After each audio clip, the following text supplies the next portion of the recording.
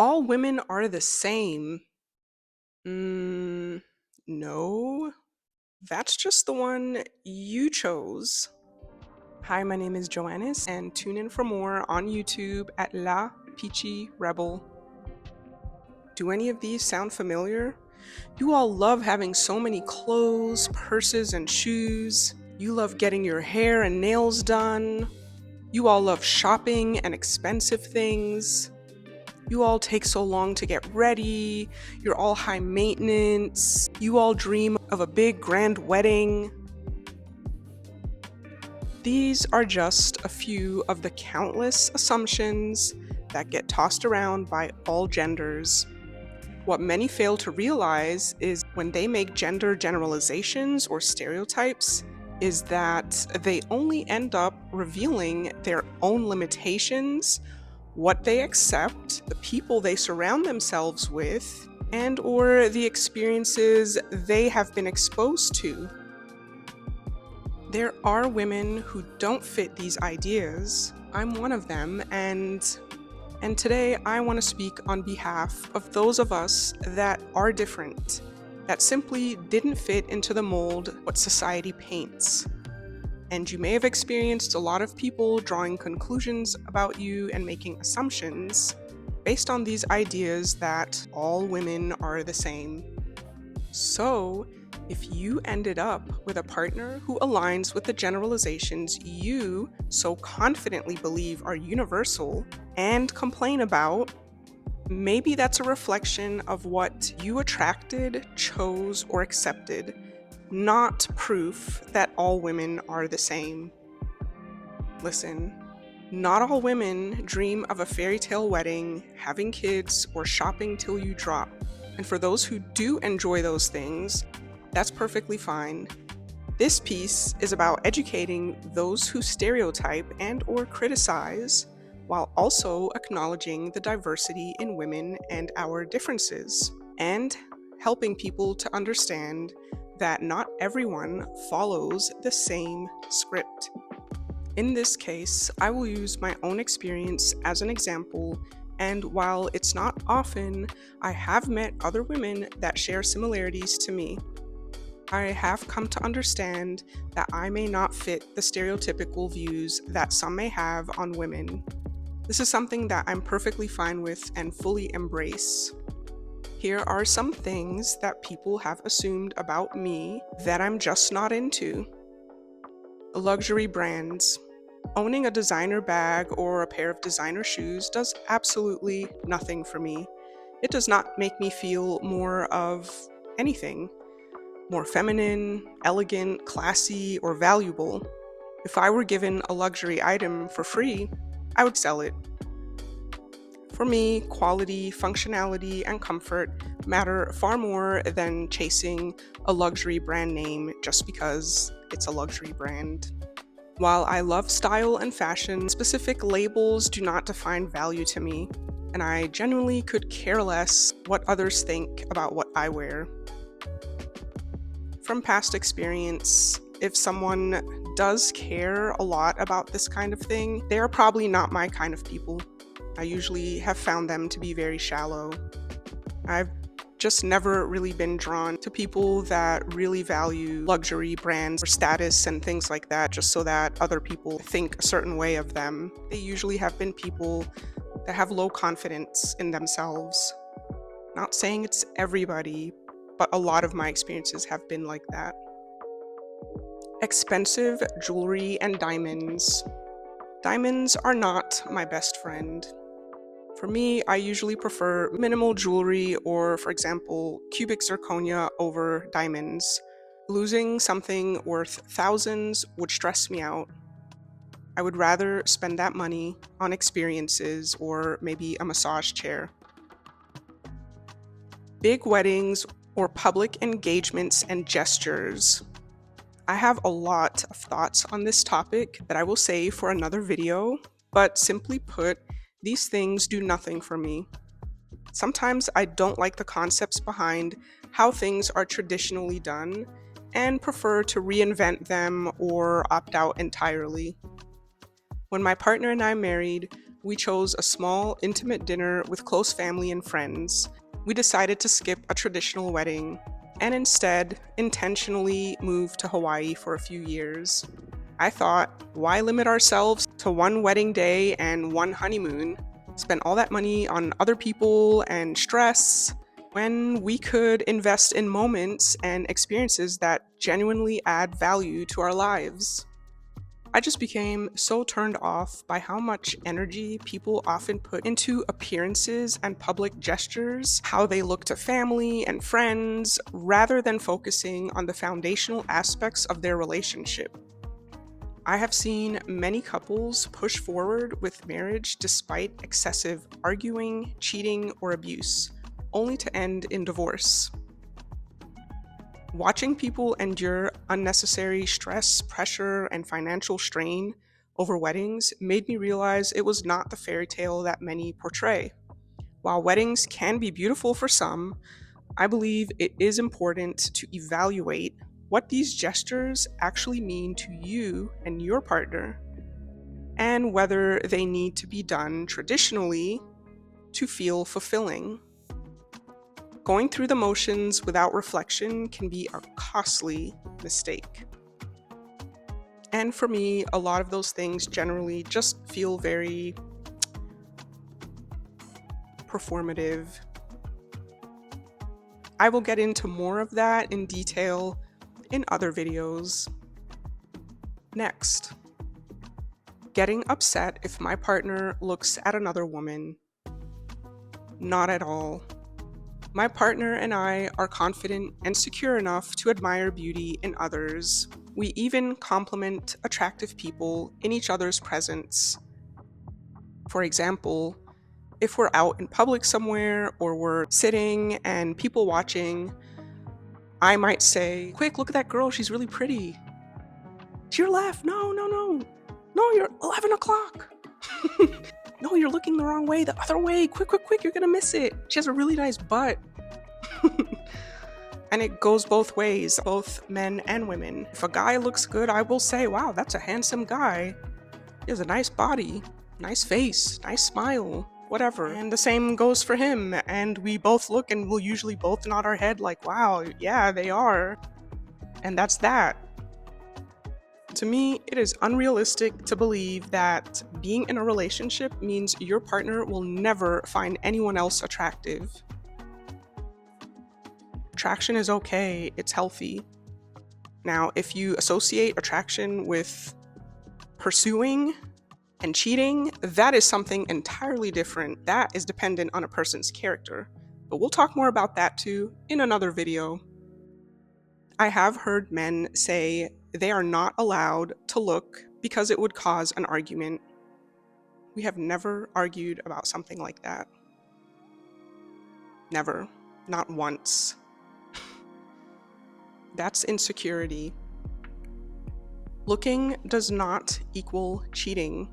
If someone believes it does, that is a personal issue to work through, as it may be related to trauma stemming from a partner that betrayed you, or your personal insecurities as an individual, in which maybe now you project that onto others that have nothing to do with your personal issues. For us, it's about trust, not control. Next, wanting empathy over solutions. Nope, not for me. I am solution-oriented. If I'm frustrated, I appreciate helpful input rather than someone simply sitting in the emotion with me. Luckily, my partner is both empathetic and practical, which is the perfect balance. I have heard that from men quite often, where they'll say they may have argued, that their partner is frustrated with them because they feel as though whenever they're frustrated or feel a certain way that they don't want a solution, that they just want their partner to feel with them and to empathize. And I get it, and there's nothing wrong with that. But for me, I need a solution. Next, anniversaries. I actually have zero interest in things like anniversaries or Valentine's Day. we do not celebrate anniversaries. However, we do have a different way of functioning or celebrating that I find healthier and better for us. Stay tuned for a series that will be all about how we disrupt norms as a couple. Okay, so next up are things I'm rarely or not into. Contrary to what some may think, that women are just crazy about these things, because there are some things I do like, but I'm just not that crazy about it. Purse collections. I own one go out purse. I'm a backpack kind of girl. I just find them more practical and more comfortable for me. Don't really care for the fanciness feeling of a purse. Even get annoyed with the go out purse that I have. I mean, I like it. It's very simple. I can wear it crossbody or on my shoulder. But even that, sometimes I think, man, I wish I could have just worn a backpack, but it's not allowed at certain events. I also do like waist bags, which you saw a lot in the 80s and 90s. Next, high heels or shoe collections. I have 2 pairs of high heels, but I live in flats. Perfume collections. I just have one favorite scent, and every once in a while I might find one that I like, or I might spray one of Mike's colognes. I actually usually prefer unisex or men's colognes. I find that they just smell better, and just think that the women's colognes sometimes are just too girly. But I just mainly have my one go-to perfume. I've been wearing that one for probably close to 20 years now. Which I should say, I'm also very sensitive to smells. They can easily trigger a headache or a migraine, but this one never ever made me feel this way. Next, nail salons, fake nails, heavy makeup, fake lashes, hair extensions. For me, way too much maintenance, and I just don't like the way a lot of those things feel. I find these things generally uncomfortable or itchy or annoying. On the occasions that I do wear makeup, I usually just stick to eyeshadow, mascara, and lipstick. In my daily life, I usually don't wear makeup at all or very minimal. I don't own any foundation. I do not like it. It feels pasty, like a mask, like it's suffocating my skin. Plus also, it covers my freckles, and I like my freckles. I've had fake nails less than 10 times in my life, and I'm 40. Just to give some perspective, given it a few tries, did it for special events, and kept thinking, oh, maybe the next time it'll be okay and it won't bother me. But in the end, I've just accepted that I'm not going to spend money on doing this anymore, because every time I do it, I just want the fake nails off as soon as possible. When it comes to hair salons and, for example, straightening my hair, I haven't straightened my hair in probably 7 years now. And even before, I, again, have only done it a handful of times. I just prefer my hair in its natural state. Next, shopping. As a neurodivergent person with sensory sensitivities, shopping is more draining than enjoyable. I have a very strategic, meticulous way of shopping that has helped me to make it a better experience, but I don't love it. For those of you that have those stereotypical ideas of women, you may be wondering, what are you into? Basically, I'm into peace and simplicity, collecting moments over things, meaningful, healthy connections, growth, learning, and self-awareness, mental health and wellness, nature, music, dance and fitness, travel and adventure, 80s and 90s movies, creativity, art, home and fashion design, photography, videography, having fun, and just following my own path. Our unique dynamic. Now, I was like this before my partnership. Part of it stems from the way that I naturally function in the world, and part of it from a lifetime shaped by trial and error, thorough observations, critical thinking, learning and unlearning, and intentional personal growth. These experiences didn't change me, they clarified me. They taught me who I am and what I value. As for my partner, he accepts and appreciates these parts of me and our relationship. In fact, our relationship required him to unlearn ideas he had been taught about how women are supposed to be and how relationships between men and women are expected to function. I'm sure you could only imagine how different it must be to get to know a person that is not into all of these things that I think for some men can cause a lot of pressure and a lot of stress. And maybe in some dynamics, some men may not be into these things at all. He found our dynamic refreshing and fulfilling. Life together feels easy, natural, and unforced. If he wanted a wedding and to buy me these types of things that I'm not into, then it just wouldn't have worked. Because had our values not aligned, I would have recognized that he wasn't my match, and I would have been at peace with that outcome as well. I'm a person that just adamantly did not want any of those things. What I value most in our relationship is how we make each other feel. I prioritize the quality of our bond and the substance of our shared experience over appearances or status symbols. I don't feel as though I'm missing out on anything because I'm exactly where I want to be, sharing my life with someone who adds value through consistent actions, genuine effort, rather than performative or forced gestures or broken promises. Our connection feels effortless because neither of us has to perform, conform, or live up to social expectations. There's no pressure to uphold appearances, fulfill rigid gender expectations, or chase socially celebrated markers of success. This freedom for us creates balance, and that balance strengthens our relationship. We're able to show up as ourselves, fully and honestly, without all the noise or pressures. You see, for me, the things society often glorifies are turnoffs. They just don't appeal to me. Some may not get it, but I feel whole and complete as I am. I feel fulfilled.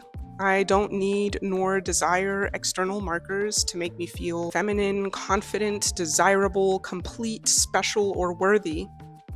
I am all of those things already.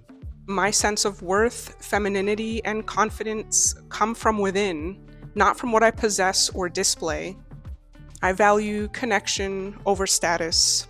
In a world that often prioritizes spectacle over substance, I choose depth. I value connection over status, authenticity over performance, and meaning over image. This choice is not a rejection of others' paths, but an affirmation of my own.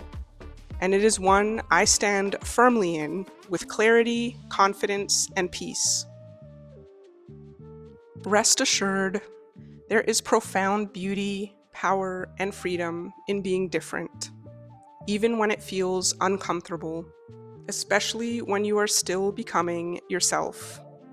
Your differences are not flaws, they are advantages. I mean, imagine being a mermaid, judged by people with legs, told you are defective because you can't walk on land. Their narrow perspective never considers placing you in water, where you would not only function with ease, but excel in ways they never could. You are not here to live by default settings. You are not obligated to move through life doing what everyone else is doing, or chasing expectations tied to your gender, age, culture, religion, or timelines that were never designed with you in mind. You don't need permission to opt out. You don't need to follow rules that don't align or pursue milestones simply to feel accepted, desirable, or relevant. In the right spaces and with the right people, your uniqueness will not be questioned. It will be recognized, respected, and celebrated. Your differences are not something to hide, soften, or explain. They are what make you memorable, compelling, and powerful. Stand in them.